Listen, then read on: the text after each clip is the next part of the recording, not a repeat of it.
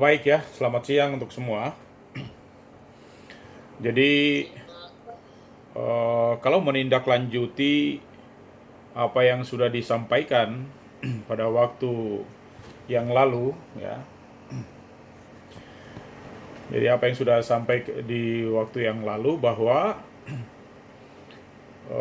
ada fungsi-fungsi, ya, ada peran-peran strategis dari seorang pelatih.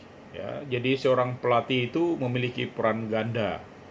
Dan peran ganda itu kemarin kita sudah sampaikan, dan bagian yang terakhir hari ini kita melanjutkan adalah bahwa pelatih juga adalah sebagai seorang ilmuwan, ya. Jadi kalau Anda melihat di tabel ini, ya, di bagan ini, bahwa sebagai ilmuwan seorang pelatih itu apa yang dikerjakan, ya, apa saja ilmu-ilmu apa saja yang dikuasai.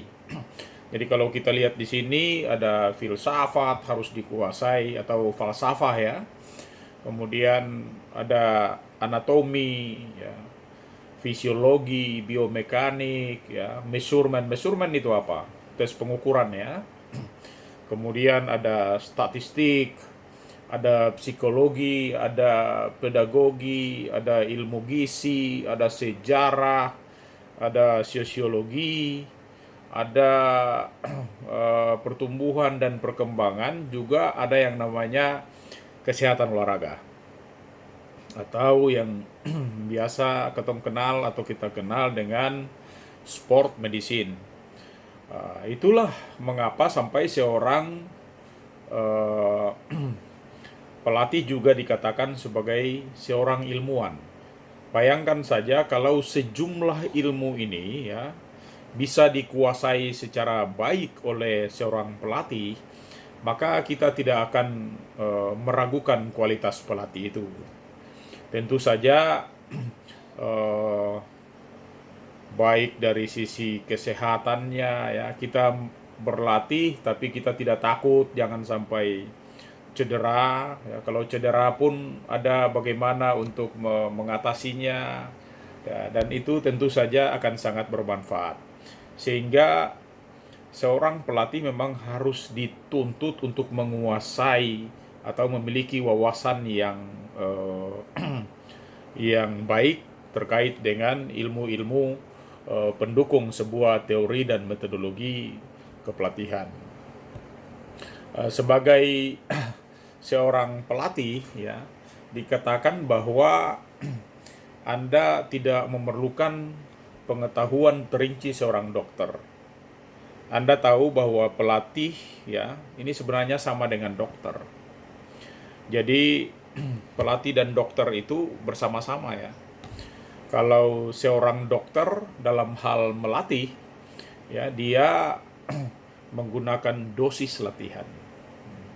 Seorang pelatih juga dalam menjalankan kepelatihannya, dia juga harus senantiasa menggunakan dosis latihan. Nah, jadi kalau dokter dan pelatih, kalau kita banding-bandingkan, ya, dari sisi bagaimana mereka melaksanakan tugas kedokteran dan tugas kepelatihannya, tentu masing-masing dengan spesifikasinya. Jadi kalau Anda lihat seorang dokter memberikan dosis latihan yang atau dosis obat yang terlalu ringan, maka seorang pasien yang ditangani mungkin tidak akan sembuh-sembuh. Demikian juga kalau eh, dokter memberikan dosis obatnya berlebihan kepada seorang pasien, maka yang terjadi justru sebaliknya. Bisa-bisa pasiennya langsung mati. Dan kalau itu terjadi, tentu saja dokter bisa dituntut malpraktek dan seterusnya. Tetapi kondisi ini kan tidak terjadi di dunia kepelatihan. Seorang pelatih, ya, dia bebas saja melatih sesuka hatinya. Selama ini kita melihat, ya, ada yang punya keberanian luar biasa meskipun tidak berbekal ilmu, tidak berbekal pengetahuan yang cukup. Ya, dia hanya berdasarkan pengalaman-pengalaman yang selama ini didapat selama menjadi atlet, yaitu yang dibawa untuk kemudian melatih dari atlet-atletnya. Nah, kalau ini terjadi, maka tentu saja ilmu kepelatihannya mungkin baru satu atau dua yang dikuasai. Mungkin ilmu kepelatihannya itu saja ya terkait dengan itu. Ya. Dengan demikian, maka tadi seorang pelatih itu diharapkan menguasai secara baik ilmu-ilmu kepelatihan itu, sehingga dalam hal memberikan kepelatihan terhadap atletnya, yaitu harus mengena. Kalau seorang pelatih memberikan latihannya terlalu ringan, atletnya juga tidak akan berprestasi. Sebaliknya juga, kalau seorang pelatih memberikan latihannya terlalu berat, ya mungkin atletnya juga tidak akan berprestasi, tapi justru menjadi sebaliknya, menjadi over ya, menjadi over dalam latihannya. Itu apa yang kita kenal dengan overtraining itu, latihan yang terlalu berat, waktunya terlalu pendek, terlalu singkat. Ya, itu yang membuat orang pemulihannya tidak cukup dan akhirnya dia menjadi overtraining. Nah, kalau sudah overtraining, atlet tidak bisa berbuat apa-apa lagi itu. Ya, tidak bisa bertanding lagi, bertanding tidak ada gunanya gitu. Bahkan untuk berjalan saja sudah susah, apalagi untuk bertanding. Ya, kita selanjutnya kita tahu bahwa tubuh manusia itu kan sangat unik gitu.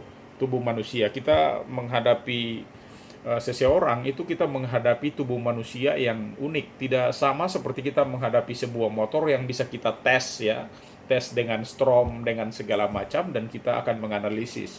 Tapi kalau menghadapi manusia tidak bisa dites gitu ya, kita harus dengan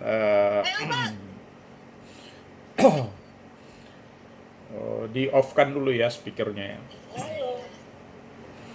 Jadi ya terkait dengan bagaimana kemudian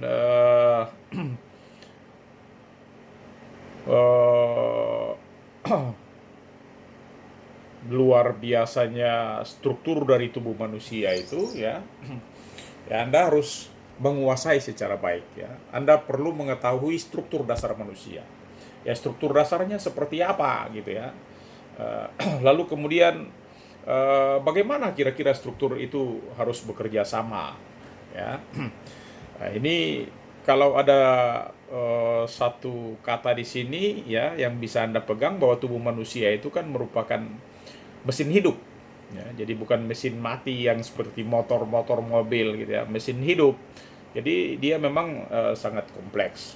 Nah, kalau dia mesin hidup, maka kita perlakukan dia juga tidak bisa seperti barang. Kita harus memperhatikan struktur tubuh itu sebaik-baiknya, sehingga dalam hal melatih ya dia mungkin tidak akan cedera ya, dia tidak akan mengalami cedera-cedera yang berat, dan itu akan sangat membahayakan atlet itu sendiri. Ya, Anda lihat tubuh manusia itu kan punya struktur yang seperti ini ya, berdiri tegak. Ya, kalau berdiri seperti ini biasanya dikatakan sebagai berdiri posisi anatomis. Ya. Jadi kalau orang berdiri posisi anatomis sama dengan tangan sebelah kirinya itu ya, itu terbuka ya, tangannya terbuka. Ya, kalau Anda lihat kerangka tubuh manusia seperti ini, berdiri seperti ini, ya ini struktur dasar tubuh manusia. Nah, tetapi kalau dalam hal yang sebenarnya, kita tidak mungkin melihat kerangka bisa berdiri seperti itu, apalagi berjalan seperti gambar itu kan. Kerangka yang bisa berdiri seperti ini, kalau Anda bisa temui, Anda pasti akan menjumpainya di lab-lab ya, lab olahraga mungkin, atau biologi ya. Itu ada yang dibilang apa itu? Torso ya. Ada torso atau skelet. Itu Anda lihat berdiri tegak seperti itu. Mengapa? Kalau Anda dekati, Anda lihat kerangka itu diikat-ikat. Ya, kerangka itu diikat-ikat. Diikat dengan apa? Ya diikat dengan benrat ya, kawat-kawat itu. Jadi seluruh sambungan-sambungan tulang-tulang itu diikat. Uh, kalau manusia kan bukan diikat dengan kawat. Ya, jadi tulang-tulangnya tetap diikat. Tubuh kita yang asli ini diikat gitu. Kalau Anda masuk ke lab, Anda menemui torso, Anda menemui skelet yang ada seperti di gambar ini, berdiri seperti itu, ya pasti diikat-ikat dia bisa berdiri. Bahkan di bagian punggungnya itu biasanya ada penyanggahnya. Jadi kalau ada penyanggahnya, maka kerangka itu bisa berdiri seperti itu. Tetapi di manusia kan tidak, ya. Dia bisa berdiri itu karena ada yang memegang, ya.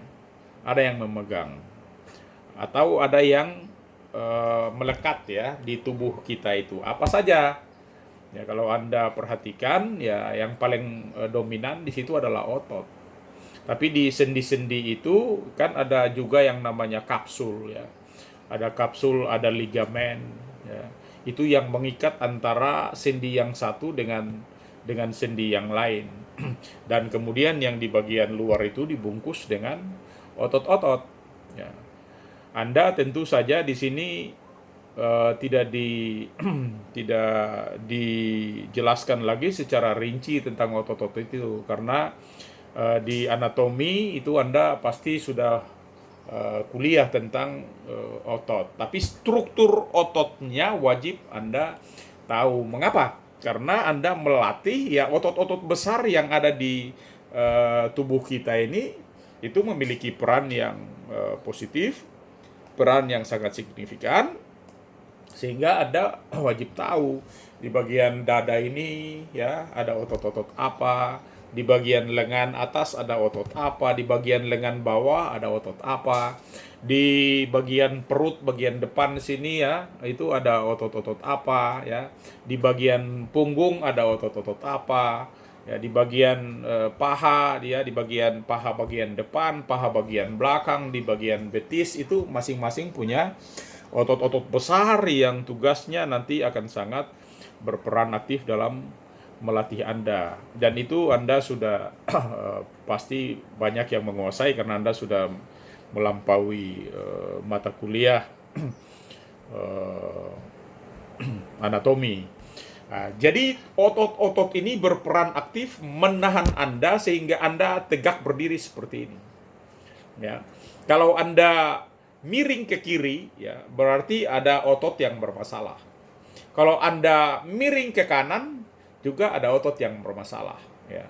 Anda miring ke belakang, berarti ada otot yang bermasalah. Kalau Anda berdiri, perut Anda buncit ke depan begini dan dada Anda ke depan begini, berarti ada otot juga yang bermasalah. Ya. Jadi Anda itu posisi tubuh berdiri Anda itu sangat dipengaruhi oleh otot-otot. Jadi kalau Anda miring begini berarti ya kalau Anda berjalannya memang sudah miring seperti ini, bahu kanan Anda lebih tinggi dari bahu kiri Anda, berarti ada otot-otot yang bermasalah. Kalau itu bukan bawaan dari lahir, berarti mungkin tidak terkait dengan tulang. Tapi kalau itu dari lahir bisa jadi mungkin ada tulang ya, Anda sebelahnya pendek, sebelahnya panjang, nah, sehingga bisa miring sebelah. Tapi kalau tidak ada itu dan Anda karena latihan baru Anda menjadi miring, itu berarti kesalahan Anda karena latihan Anda yang tidak benar, mobilisasinya kurang bagus, sehingga latihannya bermasalah dan otot-otot Anda ikut bermasalah gitu. Ya. Di dalam setiap otot ya, itu ada campuran jenis otot. Jadi ada serabut otot, kalau kita lihat ada yang namanya serabut gerak cepat. Ya. Ada juga yang namanya serabut gerak lambat. Jadi kalau serabut gerak cepat itu yang kita bilang fast twist ya. Fast twist atau serabut yang dominan. Ya. Dominan serabut ototnya adalah serabut otot putih. Itu biasanya memiliki gerakan yang lebih cepat. Ya. Sedangkan serabut otot yang lambat ini dibilang slow twist ya, atau serabut gerak lambat. Nah, itu biasanya memiliki dominan serabut otot yang berwarna merah. Ya. Nah, kalau orang-orang yang memiliki serabut yang serabut gerak cepat atau fast twist tadi, itu dia memiliki eh, apa itu eh, ke kelebihan dalam hal power, ya, memiliki power, speed, ya. Tapi kalau orang yang memiliki serabut gerak lambat, ya, yang dominan, maka dia akan lebih unggul dalam hal yang namanya eh, apa itu daya tahan, ya. Dia memiliki keunggulan dalam daya tahan. Jadi kalau nanti Anda dalam hal melatih, ya, melatih atlet-atlet Anda sudah harus bisa mengidentifikasi atlet-atlet saya yang memiliki serabut gerak cepat yang mana, atlet-atlet saya yang memiliki serabut gerak lambat yang mana. Apalagi kalau memang Anda melatih itu adalah nomor-nomor lari, maka itu akan sangat berbeda. Yang mana gerak memiliki serabut gerak cepat, ya Anda mulai arahkan dia nanti, ya, setelah masa multilateral, Anda akan mengarahkan dia menuju ke sprint. Tapi kalau itu dia memiliki serabut gerak lambat yang lebih dominan, maka Anda sebaiknya mengarahkan dia ke nomor-nomor yang lari jarak menengah atau lari jarak jauh, gitu. Nah, kalau di dalam bela diri, Anda juga harus tahu, misalnya Anda akan ketemu dengan orang yang memiliki kecepatan, ya, kecepatan dan power yang hebat. Nah, itu berarti orang-orang yang memiliki serabut gerak cepat yang lebih dominan. Dan kalau misalnya ketemu dengan orang yang memiliki serabut lambat yang lebih dominan, maka Anda wajib juga harus menguasainya secara baik. Jadi kalau kita berhadapan di ring itu, kita sudah harus tahu, misalnya ini petinju misalnya. Ada inilah saya berhadapan dengan lawan yang memiliki power yang keras sekali, ya. Bagaimana saya harus menghadapi dia? Ya kita harus menggunakan strategi-strategi. Kalau dia orang yang memiliki power yang keras dan speednya tinggi sekali, pukulnya sangat cepat dan seterusnya, ya Anda harus tahu bahwa dia pasti akan kurang bagus dalam hal daya tahan. Maka mungkin Anda bisa merubah strategi pertandingan sehingga Anda bisa mengulur-ulur waktu, ya, di babak-babak awal, ya, setiap ronde babak-babak awal itu Anda harus berhati-hati. Nah, nanti di bagian menit-menit terakhir dari setiap ronde baru Anda genjot. Nah, itu Anda akan bisa menguasai dia, gitu. Dikatakan bahwa orang yang berbeda memiliki jumlah serabut gerak cepat dan lambat yang juga berbeda. Jadi walaupun Anda kakak beradik dalam satu keluarga, ya, Anda memiliki serabut gerak cepat dan lambat yang juga berbeda, ya. Bahkan masing-masing dengan kelebihan dan kekurangan-kekurangannya. Tapi pada umumnya kita itu biasanya terjadi karena keturunan, ya. Jadi ada yang memiliki serabut gerak cepat dan lambat yang ditentukan karena keturunan, ya. Orang tua kita memiliki serabut gerak cepat, maka sangat mungkin untuk kita juga memiliki serabut gerak cepat yang dominan. Nah, tapi kalau orang tua kita memiliki serabut gerak lambat yang lebih dominan, maka otomatis kita juga sangat mungkin memiliki serabut gerak lambat yang juga dominan. Ya. Nah, otot ini membakar bahan makanan itu seperti mesin, ya. Jadi dia membakar makanan untuk menghasilkan gerak. Ya, jadi makanan yang masuk, ya, ke dalam tubuh itu akan diproses. Jadi kalau kita mau berlatih, ya kita jangan makan baru berlatih, ya. Makannya paling tidak 2 jam sebelumnya, ya, 2 jam sebelum berlatih kita sudah harus makan. Nah, sehingga makanan yang kita makan itu kan butuh waktu untuk diproses. Setelah diproses dulu, baru kemudian disimpan di dalam otot dan akan digunakan sesuai dengan kepentingan-kepentingannya. Ya. Satu hal juga yang perlu Anda ketahui, fungsi daripada otot itu hanya satu, yaitu menarik. Ya. Jadi fungsi otot itu cuma satu, menarik. Maka dalam hal melatih, Anda sudah harus tahu kalau saya melakukan latihan bench press, misalnya saya dorong, saya tidur dan saya dorong bebannya ke atas, Anda sudah harus tahu bahwa otot-otot mana yang menarik sehingga lengan saya bisa terdorong ke atas. Kalau saya melompat ke atas, bukan karena otot saya mendorong saya ke atas, tetapi karena tarik-menarik otot itu yang mengakibatkan saya melenting ke atas. Karena memang fungsi otot cuma satu. Otot itu hanya bisa menarik, tidak bisa mendorong. Nah, itu yang perlu juga untuk Anda ketahui. Bagaimana otot-otot itu menarik atau berkontraksi, ada sistem-sistem yang mengatur tentang itu. Kita kenal dengan ada tiga sistem kontraksi otot. Yang pertama adalah kontraksi isometrik.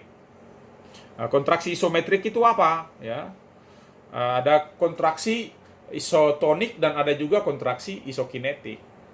Nah, kalau kontraksi isometrik itu otomatis otot tidak bertambah panjang atau tidak bertambah pendek. Jadi kalau Anda angkat beban dan kemudian Anda tolak setengah, Anda tahan di situ, tidak bergerak-gerak, maka itu Anda sedang melakukan kontraksi otot yang isometris atau isometrik. Kalau Anda mendorong mobil, ya, Anda mendorong mobil karena mobil itu berat, tidak bisa bergerak-gerak, Anda mobil dorong terus seperti itu. Nah, itu Anda sedang melakukan juga kontraksi isometris. Atau Anda mendorong tembok yang sama sekali tembok itu tidak bisa bergerak, Anda sibuk mendorongnya, maka itu juga Anda sedang melakukan kontraksi isometris. Gitu.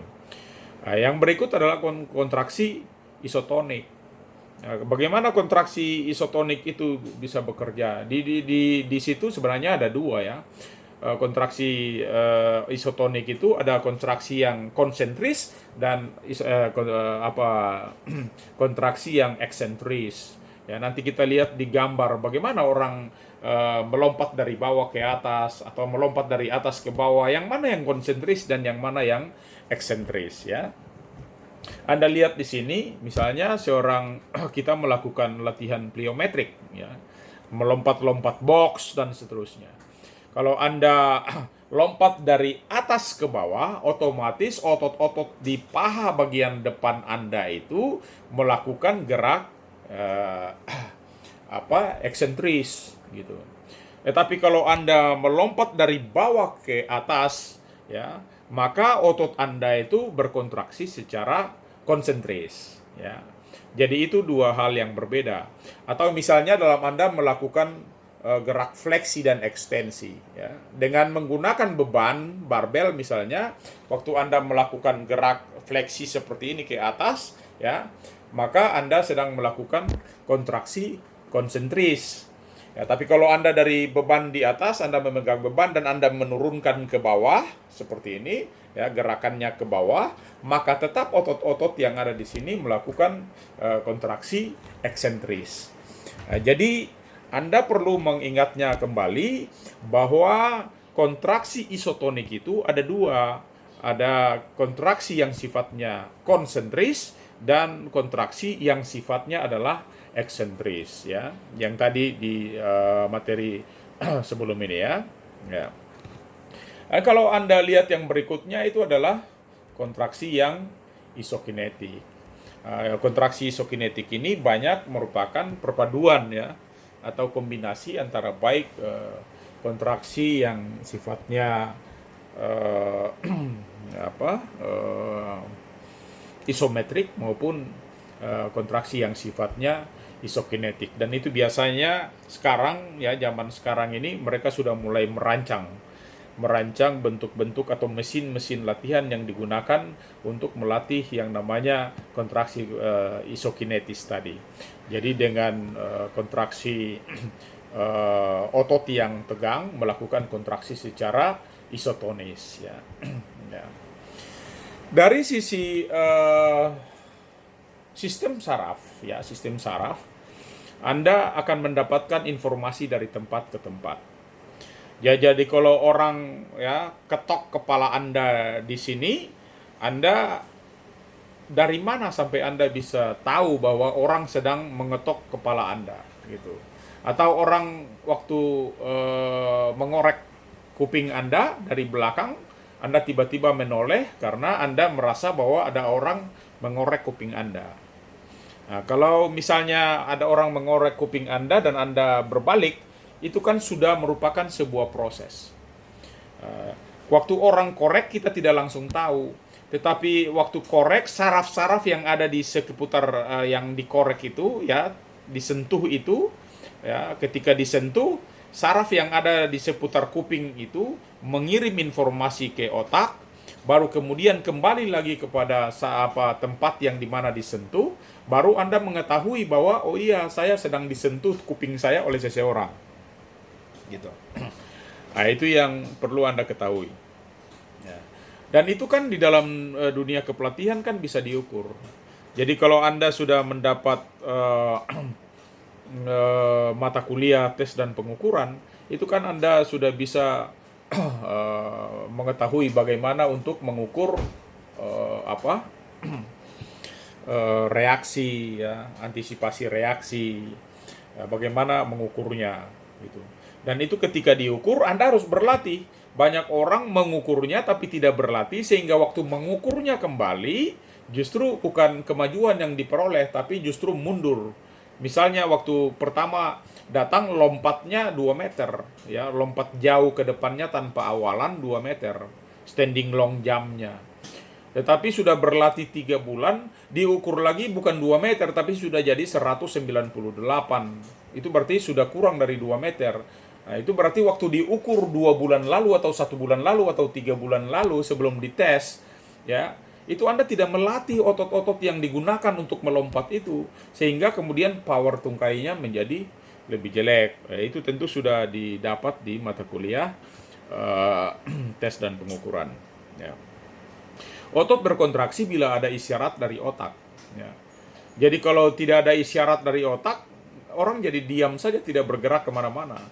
Tapi kalau ada ancaman buat dia dan kemudian otak merespon bahwa hati-hati di situ karena ada bola yang martil atau mungkin tolak peluru yang menuju ke tubuh Anda, sehingga Anda diperintah oleh otak, Anda refleks bergerak, ya itu berarti sudah diperintah, ya, di otak Anda memerintahkan Anda untuk melompat menghindari terjangan benda-benda tumpul yang mungkin menuju saja ke Anda. Itu berarti Anda akan bergerak ketika diperintah oleh otak gitu.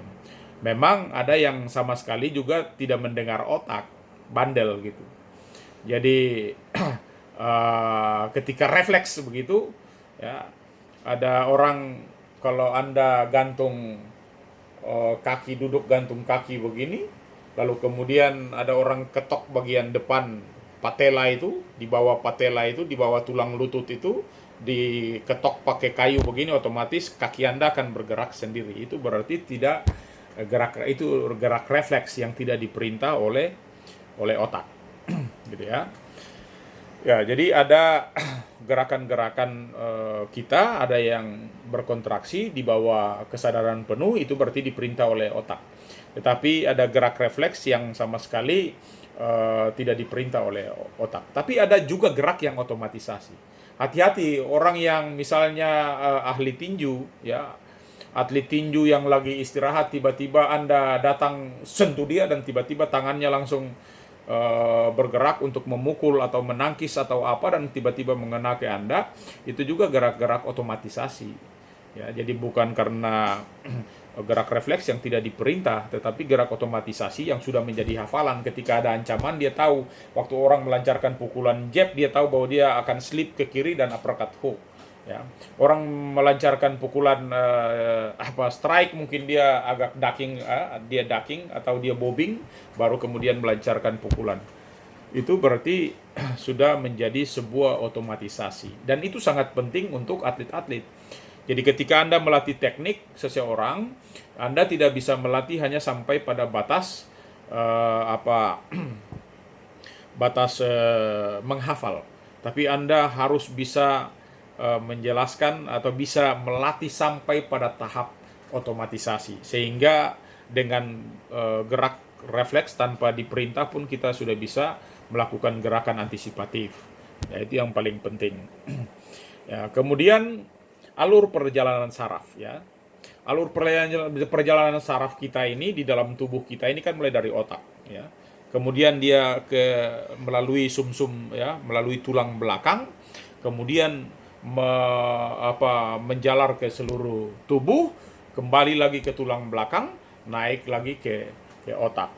Nah, itu alur perjalanannya. Dan kemudian kita harus tahu bahwa tempat-tempat perjalanan saraf yang sensitif itu hati-hati, ya. Kalau kita lihat dalam gambar misalnya, Anda melihat ada serabut ada perjalanan saraf dari otak, ya. Itu melalui tulang belakang kemudian beredar ke seluruh tubuh, kembali lagi. Itu sistem yang tadi dibangun itu. Jadi kalau seseorang menyentuh kuping Anda, ya, Anda akan merasa bahwa ada orang menyentuh kuping Anda, itu berarti sudah merupakan pekerjaan saraf. Jadi waktu disentuh, kita belum tahu orang menyentuh, tapi saraf yang ada di kuping kita segera mengirim sinyal ke otak, baru kemudian dari otak kembali ke tempat kuping itu, dan kita akan mengerti bahwa oh ternyata saya disentuh oleh seseorang. Alur-alur perjalanan saraf ini bisa dimanfaatkan untuk hal melatih. Jadi kita bisa melatih untuk sarafnya bisa menyesuaikan, refleksnya bisa lebih cepat, ya, pergerakannya bisa lebih cepat. Jadi sarafnya bisa dilatih juga. Untuk melatih saraf itu nanti jangan sampai lama-lama. Kalau saraf kita lelah, justru prestasi kita akan semakin jelek. Nah, jadi ada latihan-latihan saraf, ya, reaksi, antisipasi reaksi, koordinasi, itu latihan-latihan saraf, ya, bukan hanya latihan otot saja. Ya.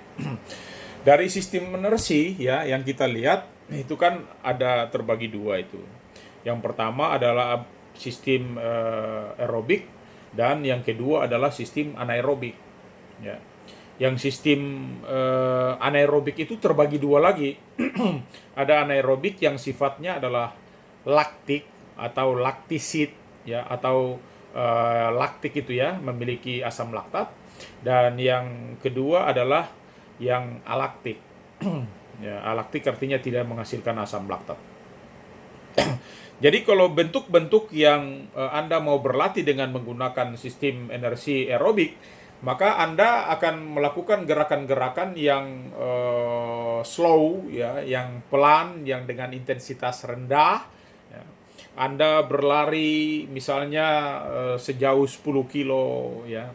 Itu bentuk otomatis. Kalau Anda berlari 10 kilo, Anda tidak bisa berlari dengan cepat, tapi Anda berlari dengan intensitas yang rendah. Ya, itu bersepeda, berenang, ya, itu semua merupakan gerakan-gerakan yang sifatnya aerobik. Aerobik artinya sambil kita melakukan aktivitas, kita senantiasa bisa melakukan atau menghirup oksigen secara normal. Tapi kalau sistem energi yang dikatakan sistem energi anaerobik, yaitu yang ada dua itu, ya, ada yang laktik, ada yang alaktik. Nah, kalau yang laktik otomatis Anda melakukan aktivitas tanpa menggunakan atau tanpa mengkonsumsi oksigen secara baik, tetapi karena waktunya cukup panjang menghasilkan asam laktat. Ya. Tapi kalau Anda menggunakan yang sistem anaerobik alaktik, ya, berarti Anda melakukan aktivitas tanpa mengkonsumsi oksigen, tapi juga tidak menghasilkan asam laktat. Dan itu gerakan-gerakannya tidak panjang-panjang, ya. Kalau di dalam lari maka Anda lari misalnya 40 meter, itu kalau di atletik mereka pakai standar 40 meter itu orang berlari 4 detik. Nah, itu kegiatannya adalah sistem energinya adalah anaerobik alaktik. Jadi dari 0 sampai 4 detik. Jangan lupa 4 detik itu kalau di atletik 1 detik orang sudah berlari 10 meter. Jadi kalau 4 detik itu orang sudah berlari 40 meter. Jadi 0 sampai 4 detik itu Anda menggunakan sistem anaerobik alaktik. Tapi kalau di atas ya, di atas 400 meter sampai 1 menit, maka itu Anda menggunakan yang namanya anaerobik laktik. Ya. Dari 800 meter, ya, atau sama orang lari sampai 2 menit, itu ya dikatakan 50%-nya aerobik, 50%-nya anaerobik, ya. Tapi kalau orang berlari maraton ya sampai 2 jam lebih ya, itu berarti orang menggunakan sistem aerobik yang dominan. Jadi mungkin bisa sampai 98% aerobik. Ya cuma 2%-nya saja yang anaerobik, artinya intensitasnya rendah. Nah, jadi itu dari sistem bagaimana dari sisi waktu dan dari sisi meter. Jadi kalau orang pakai ukuran 4 detik di atletik, itu sama dengan 4 detik itu mereka sudah berlari 40 meter. Kalau 1 menit ya, orang sudah berlari misalnya di 400 meter. Ya. 800 meter itu bisa 2 menit. Ya. Orang lari maraton itu sampai sudah 2 jam lebih, itu satuan-satuan yang bisa kita pakai. Ya, ini tabel yang dalam waktu ya, bagaimana ketika Anda menggunakan sistem anaerobik yang alaktik dan di mana Anda menggunakan sistem anaerobik yang laktik dan satuan waktu yang mana yang menggunakan sistem aerobik. Ya.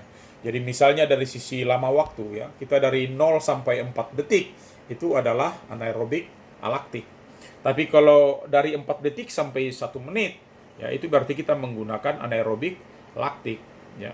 Di atas 1 menit sampai 60 menit, itu berarti kita menggunakan sistem aerobik. Nah, kalau dari sisi jarak, ya kita antara orang bilang kalau bukan atlet, ya bukan pelari maksudnya, ya mungkin 4 detik itu kita baru lari 20 meter. Tapi kalau pelari ya maka 4 detik dia sudah bisa berlari 40 meter. Maka di atletik itu kalau Anda lihat ya sekarang orang lari 100 meter itu kan 10 detik. Nah, itu berarti 1 detik 10 meter. Nah, jadi itu satuan-satuan waktunya. Kalau di anaerobik alaktik berarti Anda melakukan intensitasnya adalah maksimal. Ya. Di anaerobik yang laktik ya Anda melakukan dengan intensitas yang optimal, artinya dari 90% sampai 100%. Gitu. Tapi kalau di aerobik ya intensitasnya itu sedang ya dari 50 sampai 75% ya 50% sampai 75%. Ya. Dari sisi repetisi ulangan-ulangan ya Anda melakukannya ulangan 3 sampai 4 kali misalnya untuk kalau Anda berlatih untuk yang anaerobik laktik. Tapi kalau Anda melakukan latihan yang anaerobik laktik, Anda bisa antara repetisi 1 sampai 5. Ya, di aerobik bisa 3 sampai 20 dan seterusnya dan seterusnya. Ini nanti di copy saja supaya Anda bisa mempelajarinya. Dari sisi setnya ada, istirahat antar setnya bagaimana, dan istirahat antar repetisinya bagaimana. Ya, otomatis istirahat antar repetisi biasanya lebih pendek daripada istirahat antar set ya.